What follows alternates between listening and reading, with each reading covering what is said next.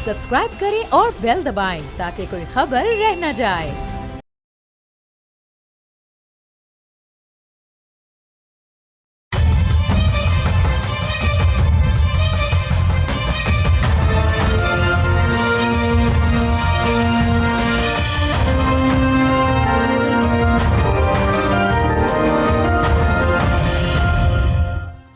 अस्सलाम वालेकुम, आप देख रहे हैं बोल रिपोर्ट्स और मैं हूं बतूल राजपूत। आज के प्रोग्राम में हम बात करेंगे दो आम मौज़ूआत के हवाले से। सबसे पहले ये डिस्कस करेंगे कि केपी की जो पॉलिटिकल सिचुएशन है मुस्तकिल फ्लक्चुएशन की तरफ जारी है। क्या वाकई कोई नया एहतजाज हम केपी से इस्लामाबाद की तरफ देख रहे हैं जिसमें मौलाना कोई बड़ा किरदार अदा कर सकेंगे या नहीं। और प्रोग्राम में आगे जाके ये भी बात करेंगे कि अफ़गानिस्तान और पाकिस्तान के दरमियान जो सीज़ फायर हुआ है क्या वो उसकी सेहत क्वेश्चनेबल है या फिर वो इतना स्मूथली इम्प्लीमेंट होगा जैसे होना चाहिए, क्योंकि माजी में ऐसा नहीं हुआ। इस वक्त मेरे साथ प्रोग्राम में ज्वाइन किया कामरान मुर्तज़ा साहब ने, रहनुमा JUIF हैं। आमिर मुग़ल साहब ज्वाइन कर रहे हैं, सदर PTI इस्लामाबाद हैं। बहुत शुक्रिया आप सबका। कामरान साहब, चंद दिन पहले नून लीग के वफ़द ने मौलाना से मुलाकात की। केपी के हवाले से आप लोग एक पेज पर थे, सोहेल आफरीदी के ख़िलाफ़ आपने एक पिटिशन भी फ़ाइल की। फिर अचानक कल मौलाना फजल रहमान ने मरीम नवाज़ के ख़िलाफ़ इतनी सख्त स्टेटमेंट दे दी। कामरान साहब, अब ये 10,000 रुपये पे एतराज़ है, अगर रकम बढ़ा दी जाएगी तो मुतमईन हो जाएंगे या कोई पॉलिसी डिफरेंस है? ये तो ज्यादती कर रही है ना कि रकम बढ़ा दी जाएगी, तो फिर ये असल मसला ये है कि IMF को एक तरह से टिप करना या उनको इस तरह से कंट्रोल करना, और ये सारे मामले का ताल्लुक कहीं ना कहीं पे जो गुज़श्ता वाक़यात हुए हैं उनके साथ ये रिलेटेड है। आपने कहा कि नून और JUI जो है वो एक ही पेज पे थे गुज़श्ता दिनों। एक पेज की बात नहीं है। मौलाना इनफैक्ट है ना वो जो भी उनकी तरफ आए उसके लिए जो है ना वो तकरीबन बहुत ही जो है ना बेच के उनका इस्तेमाल करते हैं, बहुत ज़्यादा उनको एहतराम देते हैं। शायद इससे जो है ना बाज़ लोग जो है खुद भी गलतफहमी का शिकार हो जाते हैं और बाज़ मीडिया भी गलतफहमी का शिकार हो जाता है। अगर आप नून लीग की बात करती हैं तो पीपल्स पार्टी भी आई थी, पीपल्स पार्टी की बात करें तो फिर जो है ना PTI भी आई थी। तो ये इस तरह से जो है ये सियासी हल्कों में मुलाकातें जारी रहती हैं। उनका बाहर निकल के इस्तकबाल भी करना होता है, उनको इज़्ज़त भी देनी होती है और उनको एहतराम के साथ बिठाना भी होता है। मगर इसका मतलब ये हरगिज़ नहीं होता कि हमने अपनी सियासी नज़रियात में जो कॉम्प्रोमाइज़ कर लिया। तो कॉम्प्रोमाइज़ नून के साथ भी बात हुई, कोई ऐसी कॉम्प्रोमाइज़ नहीं हुआ था। पीपल्स पार्टी के साथ बात हुई, उनके साथ भी कोई ऐसा सेटलमेंट नहीं था। PTI के साथ। कामरान साहब, 16 अक्टूबर को मौलाना फजल रहमान ने DI खान में मुफ्ती महमूद कॉन्फ्रेंस में कहा कि पार्लियामेंट की अहमियत ख़त्म हो चुकी है, कारकुन इस्लामाबाद आने की तैयारी करें। फिर 2 हफ्ते बाद इस बयान का आना, क्या इस्लामाबाद आने या किसी बड़े एहतजाज के लिए माहौल बनाया जा रहा है? और हर दफ़ा एक अच्छा ज़बरदस्त प्रेशर तो क्रिएट करते हैं मौलाना साहब, लेकिन फिर क्या इस दफ़ा है संजीदगी ज़्यादा? नहीं, संजीदगी तो ये मुसलसल जो है ना मौलाना कह रहे हैं कि पार्लियामान की कोई अहमियत नहीं रही, और इसमें जो शिद्दत पैदा हुई है वाक़यात शिद्दत पैदा करते हैं किसी मामला। आप गुज़श्ता दिनों देखिए कि 2 ऐसे वाक़यात हैं जिसने इन तमाम मामले में शिद्दत ज़्यादा पैदा की है। एक जो आप इज़राइल के मामले में जो आप किसी माहदे का हिस्सा बने हैं या उस माहदे को अमल कराने के लिए जो ना आप इम्प्लीमेंटेशन के किसी हिस्से में जो ना आप तशरीफ़ लाएंगे, एक वो मामला है। दूसरा अफ़गानिस्तान के साथ जो ना उनके साथ जो मामला जो ना वो टेंस हो गए हैं, ये मामला है ये। और फिर दोनों मामला कभी भी पार्लियामान के सामने नहीं लाए गए। इसके साथ साथ एक और बात जो है सुनने में आ रही है, अल्लाह करे कि हम गलत हो, कि 27th अमेंडमेंट जो है वो मंडे को पार्लियामान में लाई जा रही है। तो ये तो इसमें जो तमाम बातें, जो तमाम तलखी जो 26th अमेंडमेंट की थी जिसको हमने निकलवाया था, वो अब जो है ना वो दोबारा रीशेप। ठीक है कामरान साहब, इसी पे मुफस्सल बात करेंगे, लेकिन थोड़ा सा आगे जाके आमिर मुग़ल को शामिल करते हैं। आमिर साहब, तहरीक इंसाफ के वफ़द ने भी 2 दिन पहले मौलाना फजल रहमान से मुलाकात की। इस मुलाकात में क्या तय हुआ? क्योंकि PTI और JUIF में एक मिसट्रस्ट का एलिमेंट पाया जाता है, कंटिन्यूसली पाया जाता है। 26वीं तरमीम के बाद भी इख्तलाफात हुए, फिर बातचीत हुई, लेकिन साबिक़ वज़ीर आला KP अलीम इन गंडापुर मौलाना के लिए काफ़ी सख्त ज़बान इस्तेमाल करते रहे। और क्या अब पुरानी बातें भुला दी जा सकती हैं? دیکھیں جی، سب سے پہلی تو بات یہ ہے کہ JUI اپوزیشن کی جماعت ہے اور ہمارا ان سے قدرتی اتحاد بنتا ہے. یہ علیحدہ بات ہے کہ آج تک بن نہیں سکا. نشستن گفتن اور برخاستن بس یہی ہوتا ہے. اس سے آگے آج تک ہم نہیں جا سکے. جہاں تک علی امین گنڈا پور اور مولانا صاحب کی اختلافات کی بات ہے تو ظاہر ہے دونوں ایک دوسرے کے مقابلے میں الیکشن لڑتے ہیں اور علی امین گنڈا پور ہیٹرک کر چکے ہیں, 3 دفعہ مولانا صاحب کو ہرا چکے ہیں, تو ان کا ایک غصہ تو قدرتی سا ہی مجھے لگتا ہے. تو اس حوالے سے دونوں طرف سے باتیں ہوتی ہیں. مولانا بھی کرتے ہیں, ان کے بیٹے بھی کرتے ہیں, ان کے بھائی بھی کرتے ہیں, اور پھر ظاہر ہے علی امین اور ان کے بھائی بھی کرتے ہیں. اصل میں آپ کو ایک بات بتاؤں کہ ابھی جو محترم کامران مرتضیٰ صاحب نے کہا کہ 2-3 ایسے ایشو ہیں جس پہ ہم روڈ پہ آ سکتے ہیں. کہ اسرائیل کا ایشو ہے, ظاہر ہے اس کو تسلیم کرنے کی باتیں ہو رہی ہیں, ابراہیم ایکارڈ کی باتیں ہو رہی ہیں. دوسرا نے پاک افغان بارڈر کی صورتحال کا بتایا, اور تیسرا انہوں نے ابھی کون سا ایک کسی بات بھی انہوں نے بھی بتائی ہے. سب سے پہلے مولانا کا موقف 2024 کے 8 فروری کا جو الیکشن تھا, اس کے بعد ہمارا مولانا کا ایک موقف تھا. ہمارا بھی موقف تھا, یہ الیکشن لوٹا گیا. یہ الیکشن جو ہے وہ سرعام دھاندلی کی گئی, عوام نے ووٹ کسی اور کو ڈالا اور پارلیمان میں کوئی اور چلا گیا. مولانا نے تو واضح نام لے کے کہا کہ کس نے الیکشن لوٹا. ایک اس سرکاری افسر کا نام لیا کہ فلانے افسر نے اتنے ارب میں اسمبلی بیچی, بلوچستان کی اسمبلی اتنی ارب میں بیچی گئی, اور نیشنل اسمبلی میں اس طرح کیا گیا. لیکن اس کے بعد آج تک مولانا کی طرف سے ہمیں کوئی سیریس ایفرٹ نہیں نظر آئی, کوئی عملی کوشش نہیں نظر آئی. جب تحریک انصاف کی حکومت آئی تھی 2018 میں, مولانا ہر چوتھے دن لانگ مارچ لے کے پہنچے ہوئے ہوتے تھے. تحریک انصاف تو کسی کا الیکشن لوٹ کے نہیں آئی تھی, تحریک انصاف کی تو اپنی سیٹیں چلی گئی تھی اس میں. لیکن چلے, مولانا کا ایک موقف تھا اس وقت کی ہماری حکومت کے بارے میں بھی کہ دھاندلی سے آئی ہے, اگرچہ ہم اس کو موقف پر تسلیم نہیں کرتے. لیکن مولانا نے خود ان کا یہ بیان اور ریکارڈ موجود ہے کہ 2024 میں جو دھاندلی ہوئی ہے اس نے پچھلے سارے ریکارڈ توڑ دیے.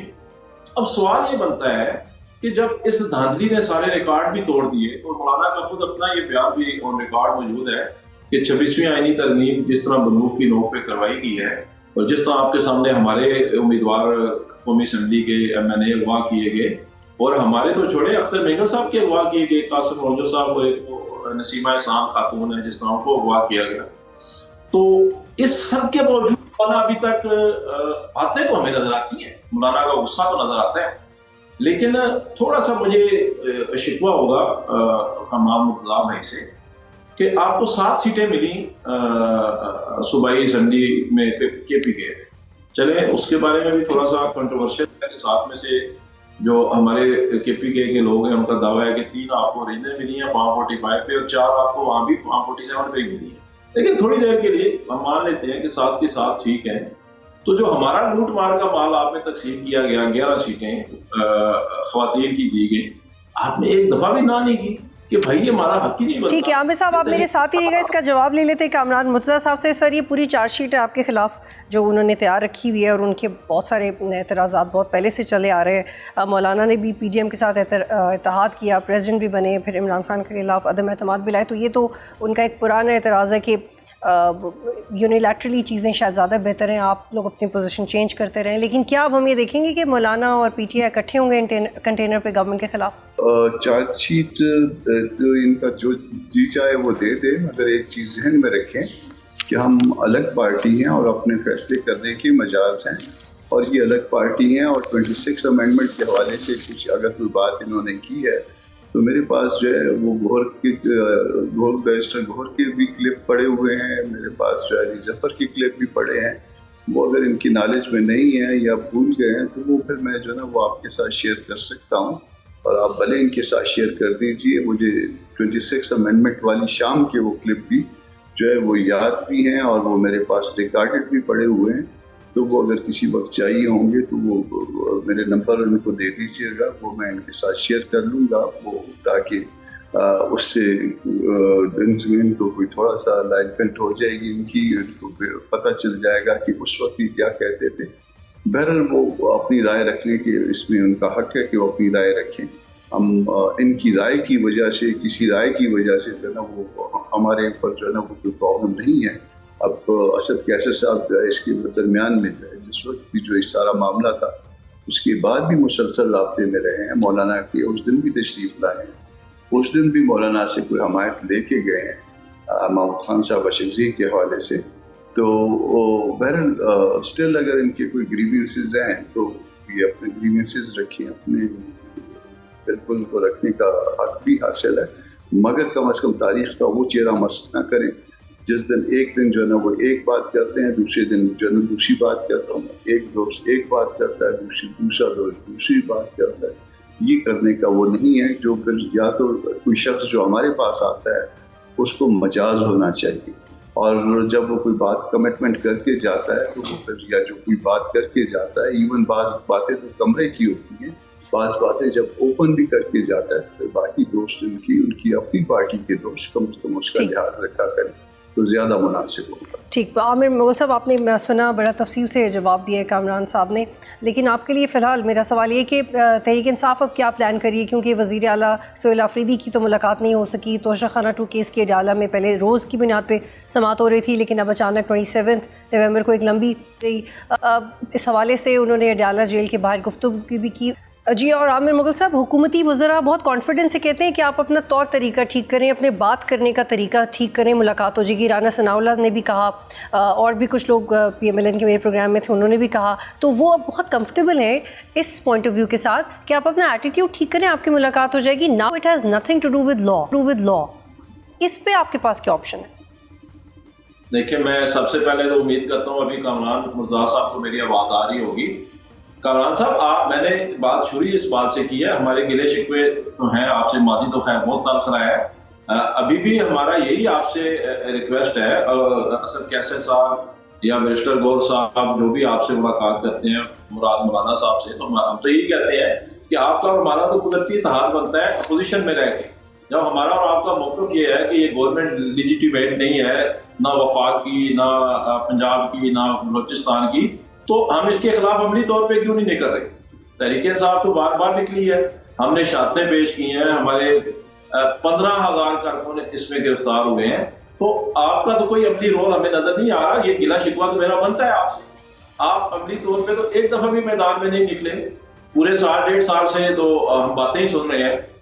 اور ابھی ساری دنیا کو پتہ ہے کہ ہمیں 2/3 سے زیادہ اکثریت ملی KPK میں، ہماری سیٹیں چرا لی گئیں، جس میں آپ کو بھی حصہ ملا. اس کے باوجود ہماری واضح اکثریت ہے، 92 لوگ ہیں ہمارے پاس، تو پھر بھی آپ عدالت چلے جاتے ہیں کہ حلف نہ اٹھانے دیا جائے. تو ہمارے گلے شکوے تو ہیں آپ سے کہ آپ نے جدھر نشانہ سیدھا کرنا ہے ادھر کی بجائے ہم دیکھتے ہیں تو اچانک نشانہ ہماری طرف بھی سیدھا ہو جاتا ہے.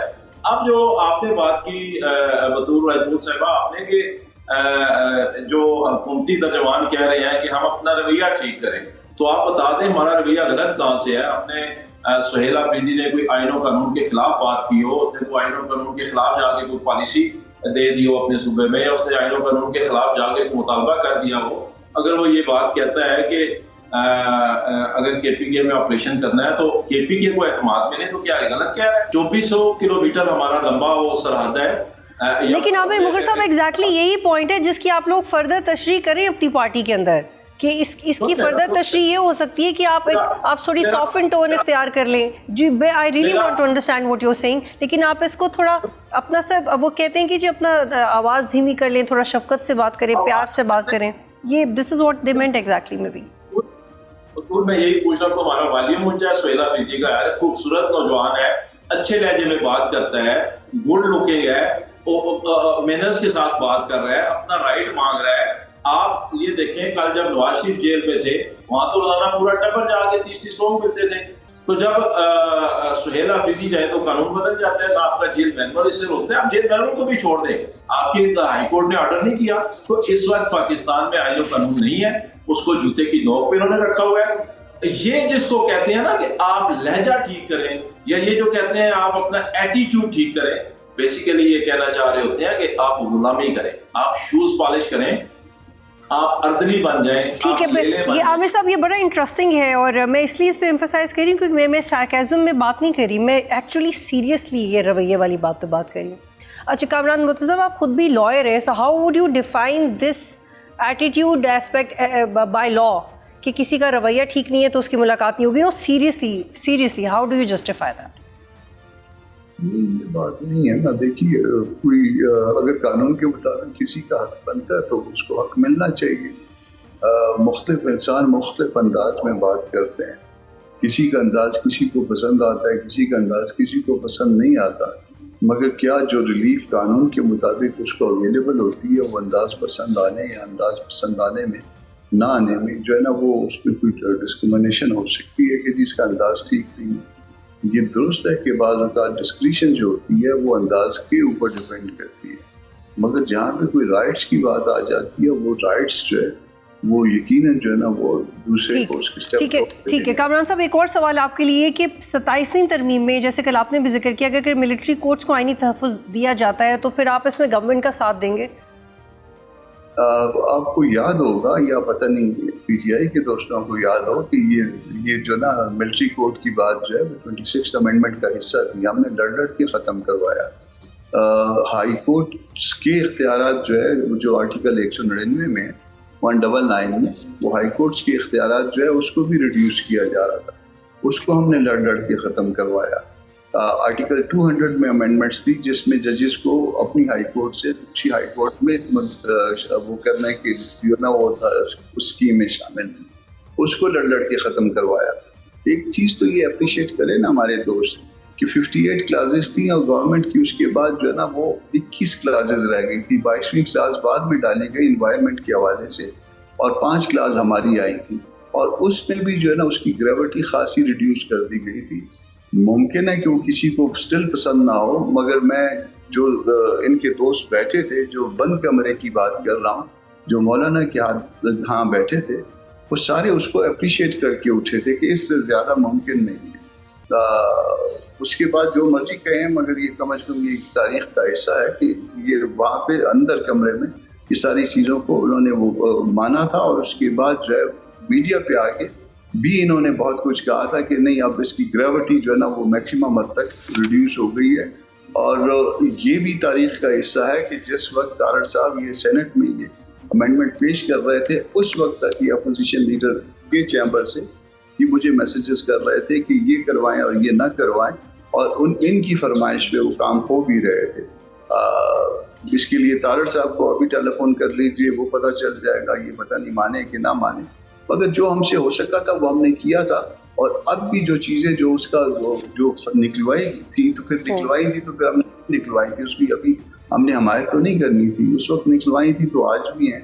तो वो ये अपना पुराना ड्राफ्ट जो है ना सामने रख लें वो 58 क्लासेस वाला और फिर उसके बाद जो है ना नया ड्राफ्ट सामने रख लें जिसमें 27 क्लासेस हैं और 27 में 5 हमारी हैं और एक एनवायरनमेंट के हवाले से ये 6 हो गए, बाकी रह गई थी 21 और बाकी जो 21 हैं उसको भी जो है ना उसके साथ जो है मिला के देख लें कि कितना इसके ऊपर काम हुआ है और उसमें राय की अभी भी इख्तिलाफ की गुंजाइश है, गलती की भी लेकिन कामरान साहब आपका अपना पॉइंट ऑफ व्यू क्या होगा इसके ऊपर? पीटीआई तो चले उसकी पोजीशन तो आपने बाजी की उसके साथ, लेकिन कर रहा हूँ ना मैं अर्ज कर रहा हूँ कि अगर मिलिट्री कोर्ट को हमने उस वक्त ख़त्म करवाया था उसमें नहीं आने दिया था तो अब तो जाहिर है हमारा प्रिंसिपल स्टैंड तो वही रहेगा ना कि मिलिट्री कोर्ट नहीं होनी चाहिए।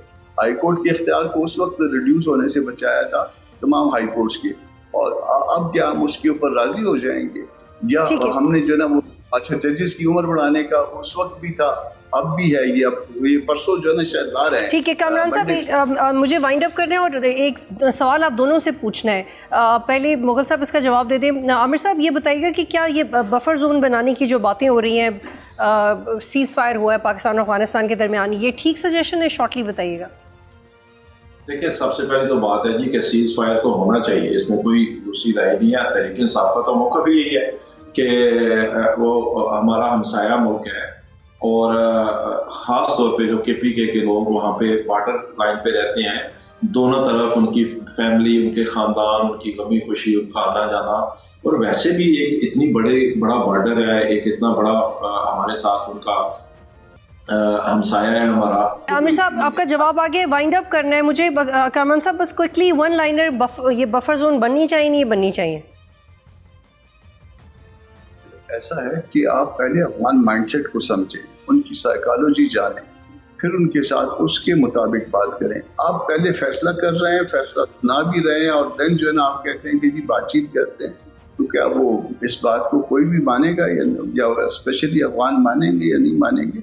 تو وہ طریقہ کار جو ہے وہ بہت اس میں اناڑی پن ہے. ٹھیک ہے, بہت شکریہ کامران عامر مغل صاحب پروگرام میں جوائن کرے تھے. یہاں پہ ایک بریک لیں گے, پھر واپس آتے ہیں.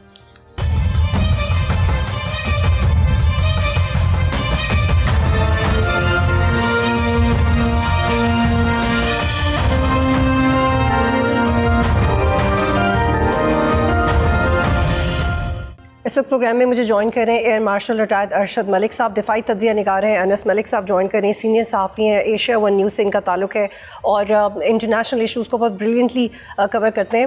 ارشد صاحب, پاکستان اور افغانستان کے درمیان مذاکرات طے پا گئے اور سیز فائر برقرار رہے گا. یہ 6 نومبر کو پھر مذاکرات ہوں گے. مذاکرات کا عمل تو اسموتھ نہیں رہا, پھر یہ خبر آئی کہ مذاکرات ناکام ہو گئے, پھر خبر آئی کہ پاکستان وفد ایئرپورٹ تک آیا, پھر واپس گیا. Given the ground realities and the long troubled history of security tensions, cross border attacks and mistrust between the two sides, the question remains long lasting کہ کیا کوئی اسٹرکچرڈ پیس میکنزم بن پائے گا یا پھر انسرٹنٹی دوبارہ دیکھیں گے ہم؟ بسم اللہ الرحمن الرحیم. سب سے پہلے تو میں آپ کا شکریہ ادا کرتا ہوں کہ you have me on your program. جو آپ نے بات کی وہ بالکل صحیح بات کی کہ کیا ہمیں دیکھنا, جو فکر کی بات ہے وہ یہ ہے کہ کیا یہ تسلسل رہے گا اور کیا اس پہ ہم اعتماد کر سکتے ہیں.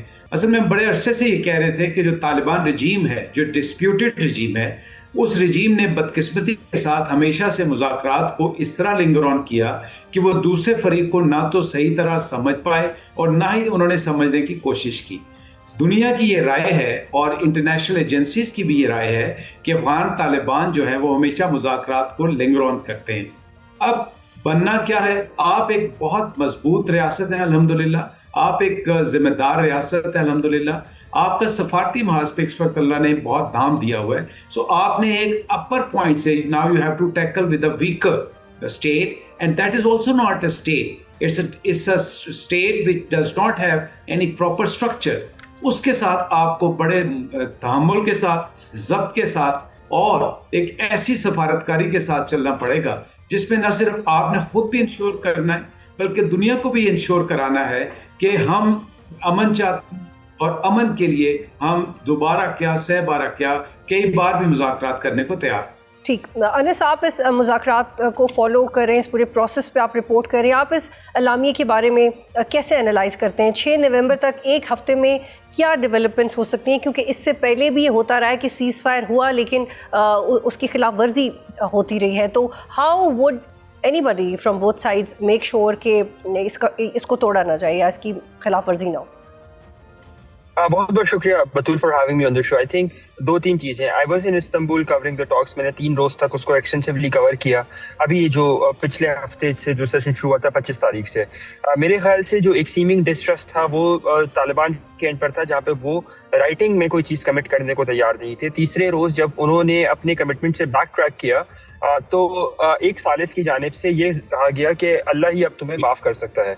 یہ that goes on to signify کہ چیزیں کس طرح سے ایسکیلیٹ کر گئی تھیں. جہاں تک بات آئے آپ کے سوال کی کہ آپ کس طرح سے سیز فائر ہولڈ کرے گا, بڑا فریجائل سیز فائر ہے اور یہ ان انٹرپٹڈ کنڈیشنل سیز فائر ہے جس میں پاکستان کے اینڈ پہ ایک بات بڑی کلیئرلی کمیٹڈ ہے انٹرنیشنل پارٹنرز کے ساتھ, انٹرنیشنل میڈیٹرز کے ساتھ, کہ طالبان کو اپنے اینڈ کی کمٹمنٹ مینٹین کرنی ہوگی. ول ہیو ٹو انشور, ان کو یہ بات یقینی بنانی ہوگی کہ ان کی سرزمین پاکستان کے خلاف کسی بھی دہشت گردانہ کارروائی کے میں استعمال نہ ہو. ایک بات. دوسری بات یہ کہ جو جوائنٹ ورکنگ میکینزم ہے ویریفیکیشن کا, وہ بڑا ایک امپورٹنٹ میکینزم ہے کیونکہ اس میں انٹرنیشنل میڈیٹرز انوالوڈ ہیں. پہلے جو جوائنٹ ورکنگ میکینزم تھا وہ بائیلیٹرل ہونا تھا, وہ 2 طرفہ پاکستان اور افغانستان کے درمیان میں ہونا تھا, لیکن پاکستان کی ایک ہی آسک رہی ہے کہ ویریفائبل, ارریورسیبل اور افیکٹو ایکشن یہ طالبان کو کرنا ہے. اور یہ طالبان کیسے کریں گے؟ وہ تو کہتے آئے ہیں پچھلے 4 سال سے کہ جی ان کا تو کوئی ٹیررسٹ گروپ آپریٹ ہی نہیں کر رہے. اگر تو یہ ان کا کلیم ہے, اب یہاں پہ دیکھنا ہے کہ ان کا کلیم اور ریالٹی میں کتنا بڑا فرق ہے.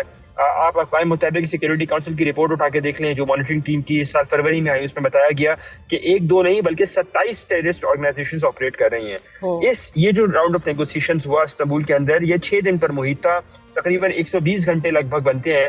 ان 120 گھنٹوں کے اندر 60 گھنٹے صرف نیگوسیشنز چلے. پہلے دن 19 گھنٹے چلے، دوسرے دن 13 گھنٹے چلے، تیسرے دن 18 گھنٹے چلے، چوتھے دن 12 گھنٹے چلے. کل جو ہے وہ تقریباً 11 گھنٹے نیگوسیشن چلے، تو تقریباً 60 گھنٹے پر محیط یہ نیگوسیشن پروسیس تھا. اب یہ کیونکہ کراس پارٹی ہے، کوآرڈینیٹڈ انوالومنٹ ہے، ویریفیکیشن میکانزم اسٹرانگ ہے، تو اس لیے امید ظاہر کی جا رہی ہے کیویٹ کے ساتھ، ایک پنچ کے ساتھ، کہ شاید طالبان اپنے اینڈ آف دا کمٹمنٹ کو ہولڈ کریں گے. اگر وہ نہیں کریں گے تو پھر یہ انٹرنیشنل میڈیٹرز جو کہ اس پورے پروسیس میں انوالو تھے، خاص طور پہ ترکی اور قطر، وہ ان کی سپورٹ کو بھی لوز کرنے کے لیے کی طرف پش کریں گے. اور میرے نہیں خیال کہ طالبان وہ چاہیں گے کہ وہ اپنے 2 انٹرنیشنل پارٹنرز یا میڈیٹرز یا گارنٹرز کی پوزیشن کو اتنے کریٹیکل جنکچر کے اوپر لوز کریں.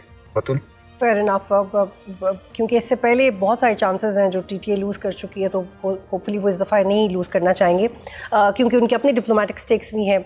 ملک صاحب، کل قاری امجد عرف مزاحم کے مارے جانے کی خبر سامنے آئی، جو کہ ٹی ٹی پی میں سیکنڈ ان کمان تھے.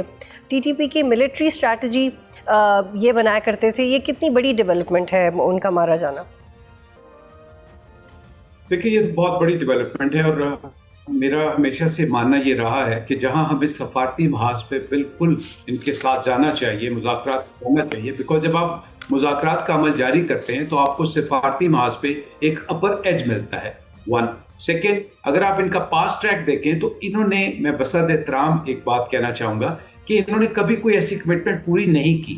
ہم نے بڑی کوشش کی، امریکہ نے بڑی کوشش کی، ہماری ویریس رجیم سے کوشش کی، لیکن انہوں نے کبھی کسی لکھے ہوئے کو بھی مانا نہیں. اب میں بڑے بصد احترام اور کوشش ہو کے کہنا چاہتا ہوں کہ ہمیں ان کے ساتھ نیگوشیٹ کرتے رہنا چاہیے، انگیج رکھنا چاہیے، اور ہمیں انٹرنیشنل فورسز کو، گارنٹرز کو بھی لے کے آنا چاہیے. لیکن اس کے ساتھ ساتھ کائنیٹک جو ہمارا ایکشن ہے وہ کسی صورت نہیں رکے گا. وہ اس لیے نہیں رکے گا کہ کیونکہ انہوں نے باز نہیں آنا. یہ جو ڈسپیوٹڈ رجیم ہے، انہوں نے ہمارا کیا ماننا ہے ان سے کہ ہمارے معصوم شہریوں کو کچھ نہ کہو، ہماری کراس بارڈر سسٹم کو چیلنج مت کرو، اور ایک تسلسل کے ساتھ نظم و نسق کو مینٹین کرو. اس کے علاوہ تو ہم کچھ ان سے نہیں مانگ رہے. اگر انہوں نے اس پہ کچھ نہ کچھ فلیکسیبلٹی نہ دکھائے اور اگر اس کو وائلیٹ کرتے رہے تو اس طرح کے ایکشن ہوں گے. اور میرے خیال میں اب ہم اور زیادہ کانشیس ہو کے کولیٹرل ڈیمیج کو اوائڈ کرتے ہوئے پریسیژن اٹیک کے ساتھ ٹارگیٹڈ انفارمیشن ان کو دے کے ان لوگوں کو اٹیک کریں گے، تاکہ ایک میسج آئے کہ we mean business from both sides. As far as peace is concerned, we are peace lovers, we will continue to seek peace around the region, not only with you. اور اگر کسی نے رکھنا ڈالا اور کسی نے معصوم شہریوں کو، ہمارے بارڈر کو در انداز کرنے کی کوشش کی، تو اس کا ٹھکانہ صرف ایک ہی. لیکن ارشد صاحب، یہ ذرا واضح کیجیے گا، کیونکہ 2 صورتحال ہے. ایک تو یہ کہ اگر آپ کو ٹی ٹی اے اٹیک کرے تو آپ اس کو جواب دیں گے، اور دوسری بات یہ کہ اگر ٹی ٹی پی آپ کو نقصان پہنچا رہی ہے تو کیا اس پہ ٹارگیٹڈ اسٹرائکس بھی وہ بھی سیز فائر کی کانٹیکسٹ میں آ سکتی ہیں فار اینی ریزن؟ کیا پاکستان ان کو بھی وقتی طور پہ روک سکتا ہے، یا وہ انکنڈیشنل ہے اور وہ پاکستان جب چاہے کرتا رہے گا؟ دیکھیں، ہمارا موقف بہت کلیئر ہے.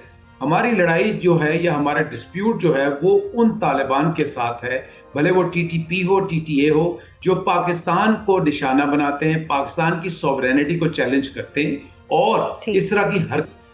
ابھی تک ہمارا فوکس جو ہے وہ ٹی ٹی پی پہ ہے، اور ٹی ٹی پی کے وہ ٹارگٹ، پروون ٹارگٹ جو انٹرنیشنل ٹیررسٹ ڈکلیئر ہیں، جن کو انٹرنیشنل ایجنسیز ڈکلیئر کر چکی ہیں اور جن کی پناہ گاہیں ٹی ٹی اے کے پاس ہے.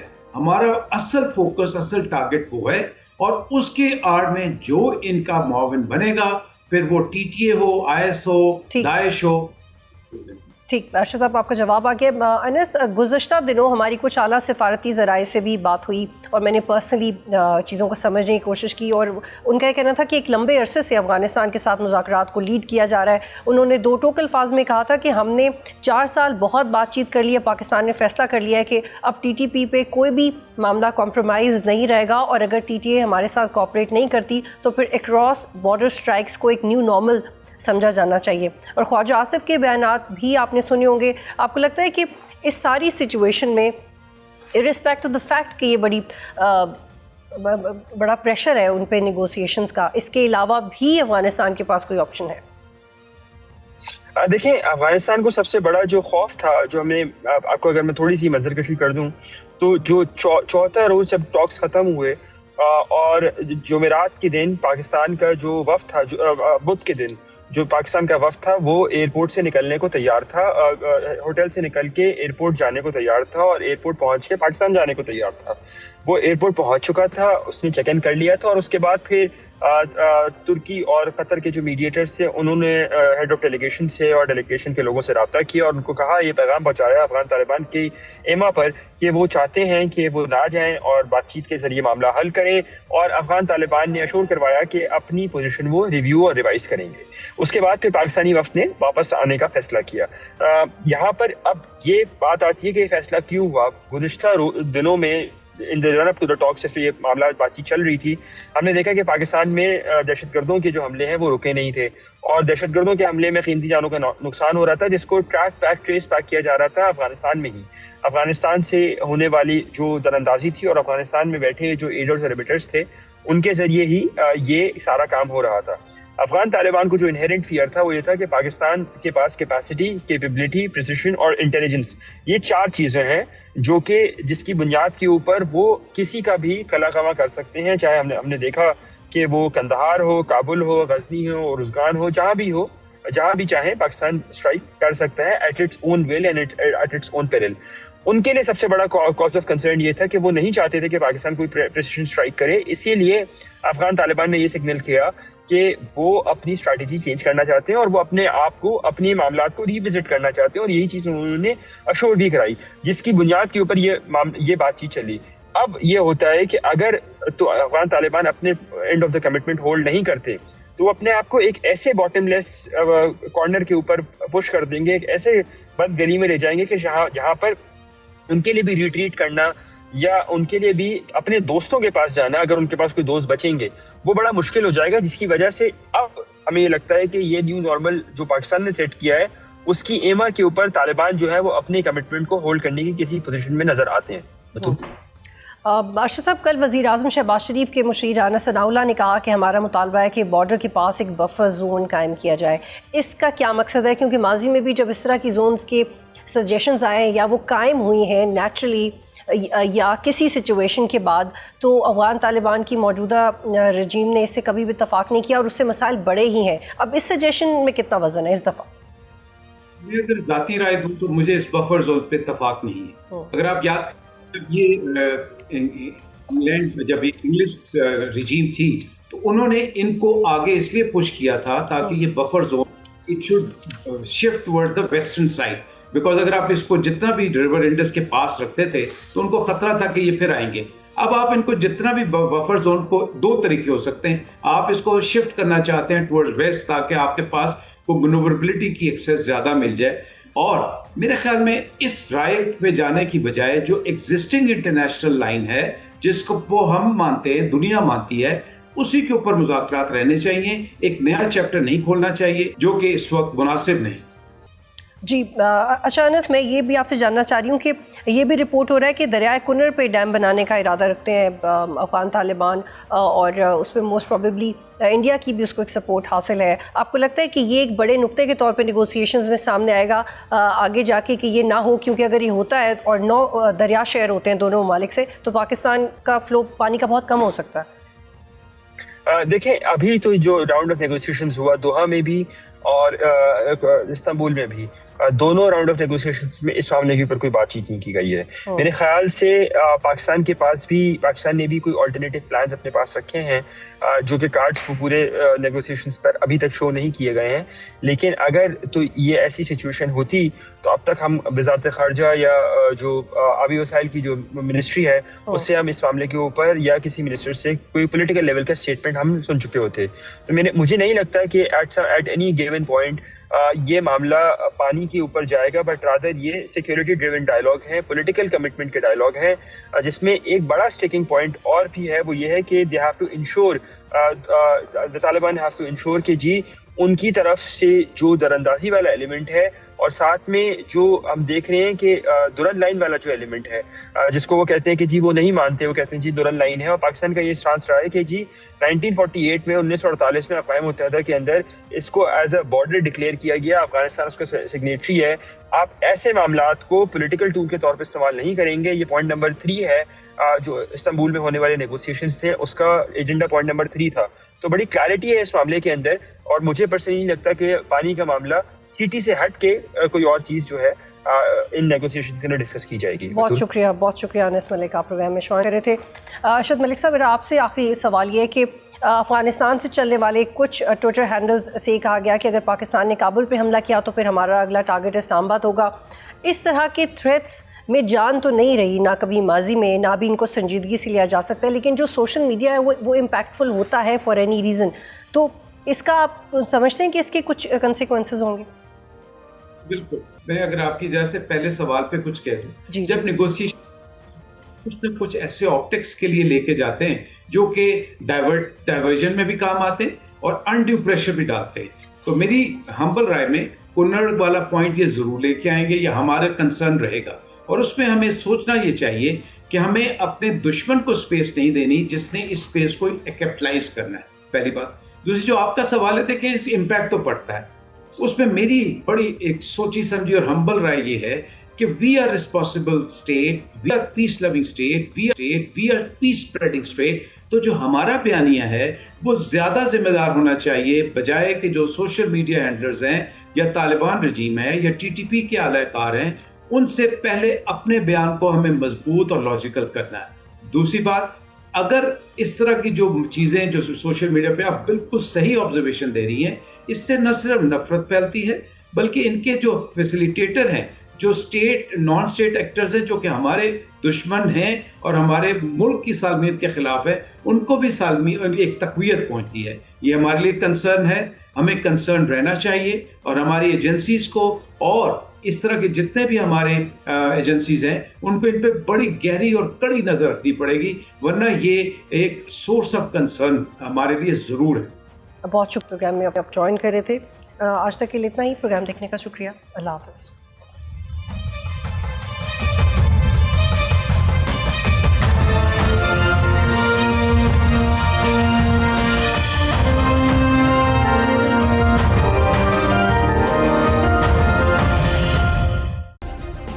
سبسکرائب کریں اور بیل دبائیں تاکہ کوئی خبر رہ نہ جائے۔